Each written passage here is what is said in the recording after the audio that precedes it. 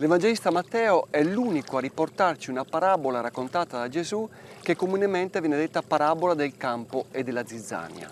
Matthew, the Gospel writer, is the only one who recounted a parable that Jesus told, commonly known as the parable of the weeds among the wheat. Jesus told this parable to the crowds in public, and then, on returning home, according to what the Gospel writer tells us, he gave his disciples the explanation of the parable following their request. But we can read it directly from the Gospel of Matthew, chapter 13, verses 24 and following. He proposed another parable to them. The kingdom of heaven may be likened to a man who sowed good seed in his field. While everyone was asleep, his enemy came and sowed weeds all through the wheat, and then went off. When the crop grew and bore fruit, the weeds appeared as well. The slaves of the householder came to him and said, "Master, did you not sow good seed in your field? Where have the weeds come from?" He answered, "An enemy has done this." His slaves said to him, "Do you want us to go and pull them up?" He replied, "No. If you pull up the weeds, you might uproot the wheat along with them. Let them grow together until harvest. Then at harvest time, I will say to the harvesters, first collect the weeds, and tie them in bundles for burning, but gather the wheat into my barn." In this parable, we have a field. The Son of Man passes in the field and sows good seed. Shortly afterwards, while everyone was sleeping, his enemy, the devil, passes by and sows weeds, his seed. So what are these weeds? The term comes from Greek. In Latin, it's Lolium temulentum, typically known as darnel or cockle, and it grows together with wheat. It grows just as high as wheat. The difference with the wheat grain is that the darnel seeds are black and even poisonous. But initially, it is not possible to distinguish one from the other. This Greek term seems to have come from a Hebrew word, zunim, which contains the word prostitution in its root. In fact, there was an association between the weeds and the woman who prostituted herself, in that they both came to a common end. According to the Bible, they were both burned in the end.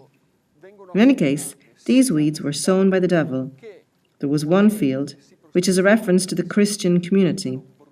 So in the Christian community, we can find two realities, one of the good seed and the other of the bad seed of the weeds, which can be found in the community and even in the hearts of the believers. So what happened? One day the servants realized that there were weeds also. So they went to their master, the owner of the field, and said to him, "Did you not sow good seed in your field? What happened?" He answered them that the problem was not the seed, but rather that an enemy had also passed and sown his seed.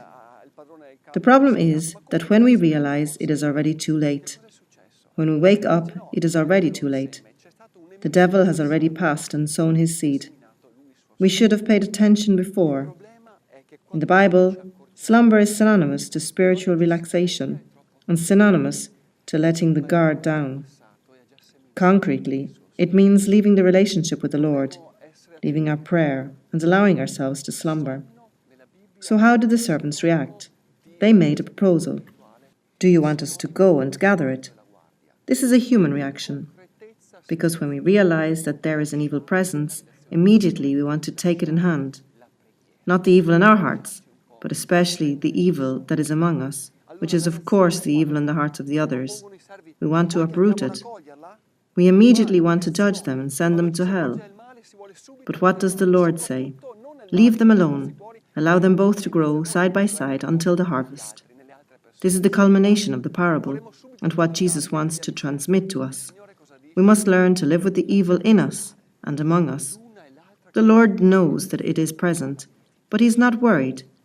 He wants us to learn a fundamental lesson, to learn to welcome His forgiveness, because we are the object of the Lord's forgiveness.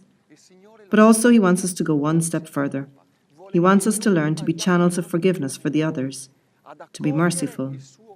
This parable invites us to be patient, to be merciful, to forgive, not only to receive forgiveness, but also to transmit it and be channels for the others. This is the Lord's invitation to us today, knowing that certainly there will be a judgment. The one who is the good and merciful shepherd today, tomorrow will be the judge. But today we are in the time of mercy and forgiveness. So let's learn to live with it, and especially, let's learn to forgive others. Not so much forgiveness of ourselves, which is easier and more natural, but rather with an action of virtue, let's be merciful with others, knowing that the Lord is patient and that this is the time that the Lord can convert us, and He wants to convert us to Him. It would cause more damage to remove the weeds because their roots are completely tied to those of the good seed. And so, if we were to uproot it, the good wheat would also be removed and lost. The Lord does not want this. He is patient, and He wants us also to be patient and merciful, as our Father in heaven. This is my prayer, until the next time from the Sea of Galilee.